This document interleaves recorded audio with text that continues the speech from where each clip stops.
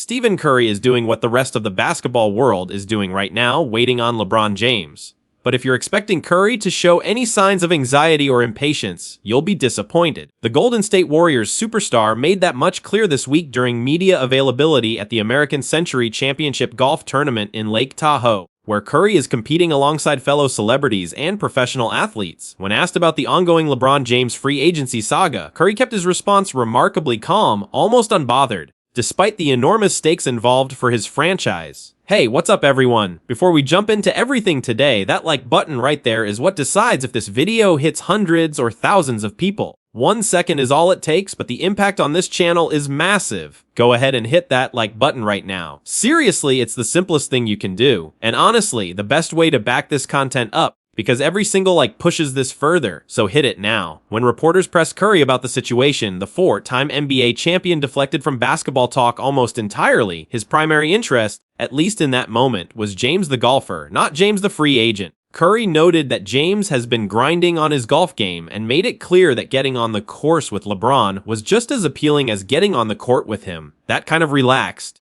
confident answer said something important. The Warriors aren't panicking. They're waiting, and they're doing it on their own terms. Curry also acknowledged what every Warriors fan is thinking about. He confirmed that playing alongside James would be something special, a pairing that many around the league consider one of the most intriguing possibilities of this offseason. But Curry was careful to respect James' space and autonomy in the process, saying that the 40-year-old legend has earned the right to take his time with a decision of this magnitude. It was a respectful, measured response from a player who understands exactly what is at stake. The subtext of the entire situation, however, goes well beyond kind words on a golf course. Golden State made a significant front office move that showed just how serious they are about landing the four-time MVP. The Warriors declined to match a contract offer sheet that center Quinton Post received from the Memphis Grizzlies, a 3-year deal worth $30 million, with the final 2 years non-guaranteed. Post, 26, had been a viable depth piece at center, capable of stepping in when needed. Letting him walk was not a small decision. By declining to match the offer, Golden State preserved meaningful cap flexibility. Under the previous cap situation, the best the Warriors could realistically offer James would have been the veteran minimum of approximately $3.9 million. By clearing that room with one corresponding roster move, the team now has the ability to offer the full non-taxpayer mid-level exception, worth around $15 million, while still providing Draymond Green a new contract of reasonable size. That is the kind of financial maneuvering that signals this pursuit is real, not performative. There are two commonly cited advantages the Warriors hold in the LeBron sweepstakes. First, they can offer him $15 million, a number many of his other suitors simply cannot match. Second, the Bay Area is geographically closer to James' home base in Los Angeles than most of the other franchises involved.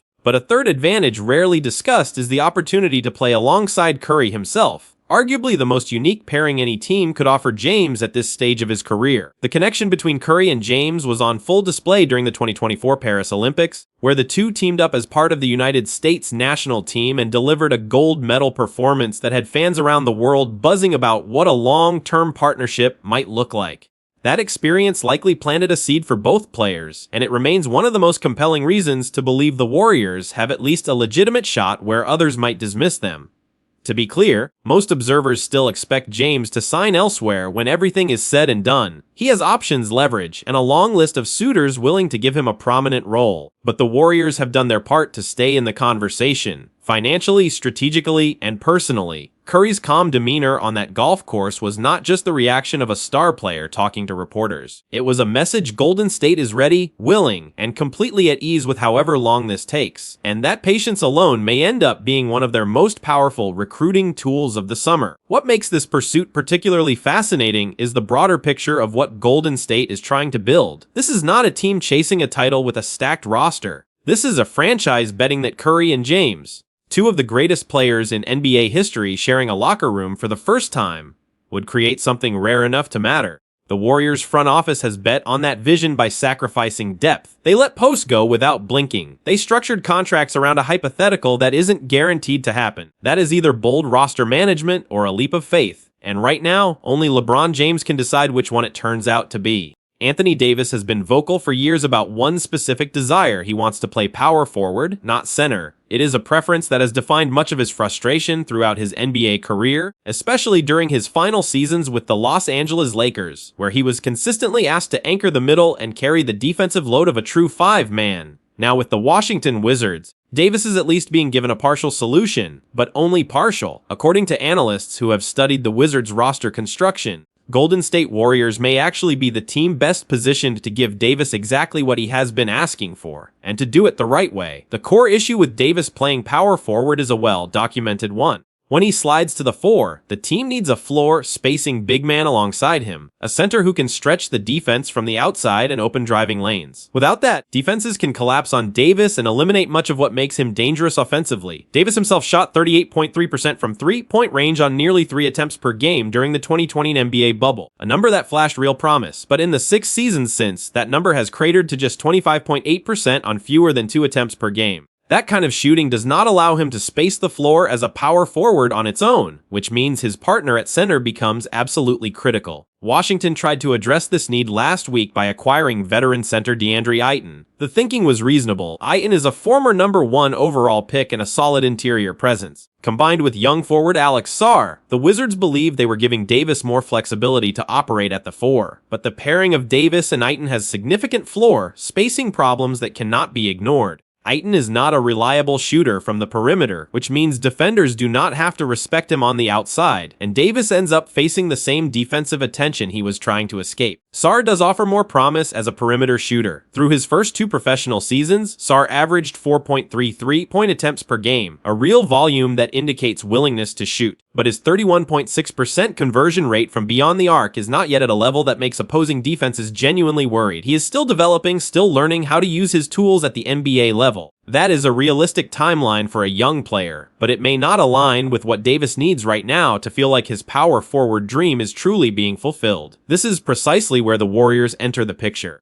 Golden State currently has Kristaps Porzingis and Al Horford on their roster, 2 veteran big men who have spent over a decade in the league, and who represent a very different kind of floor spacing option than anything Washington can offer. Both Porzingis and Horford have shot over 38% from three-point range on approximately 5 attempts per game over the last 4 seasons combined. That is genuine, reliable floor spacing, the kind that creates real gaps in the defense and gives a power forward like Davis room to operate, attack, and impose his will without collapsing defensive schemes suffocating him. The experience factor matters too. These are not young players trying to figure out their NBA identities. These are proven veterans who understand rotations, spacing, timing, and the demands of playing alongside a dominant big man. Davis would not have to carry younger teammates or wait for them to catch up to his level. He would step into an environment where his peers already know how to play the game at a high level and create the conditions for him to thrive. Health concerns are valid, of course. Both Porzingis and Horford carry some risk over an 82-game regular season given their ages and injury histories. That is a real trade-off the Warriors would have to manage carefully. But from Davis' perspective,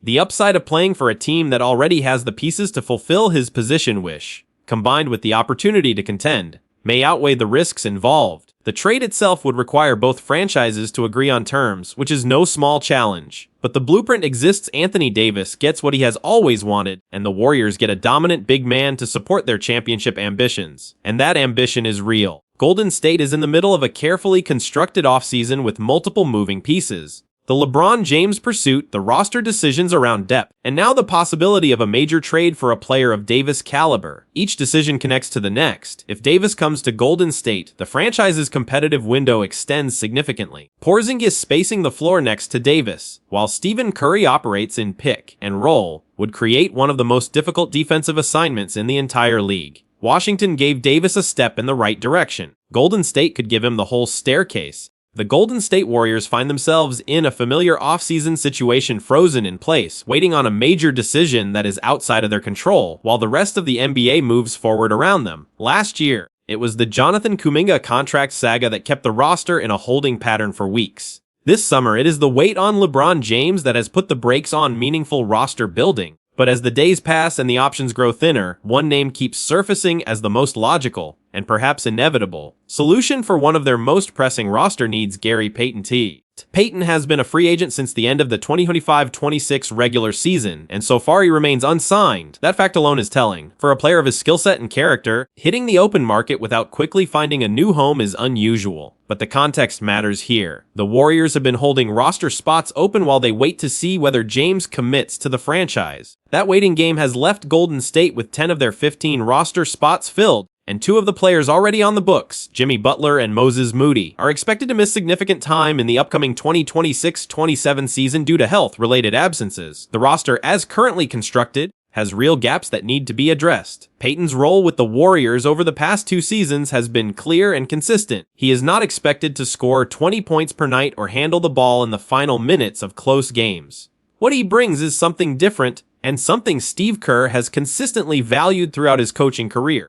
Payton plays the right way. He fights for loose balls, contests shots, communicates on defense, and never takes a possession off when he is on the floor. That kind of professionalism and reliability has made him one of Kerr's most trusted veterans since Payton rejoined the franchise in 2022-23. The numbers from his most recent season with Golden State underline his value. Across 73 regular season games, averaged 7.5 points, 3.6 rebounds, and 1.7 assists while shooting a highly efficient 58.3% from the field. Those are not superstar level statistics, but they reflect exactly what his role demands. He is not asked to create offense from nothing. He is asked to make smart cuts, finish in the paint when given the opportunity, and erase mistakes defensively. He does all of those things at a high level, and he does them consistently. What makes his potential return even more sensible from a financial standpoint is his cost. Payton can be brought back on a veteran minimum contract, the most team-friendly deal available in the NBA, at a time when Golden State is stretched thin trying to keep its financial flexibility open for bigger moves. Signing a player of Payton's quality for the minimum is an exceptional value proposition.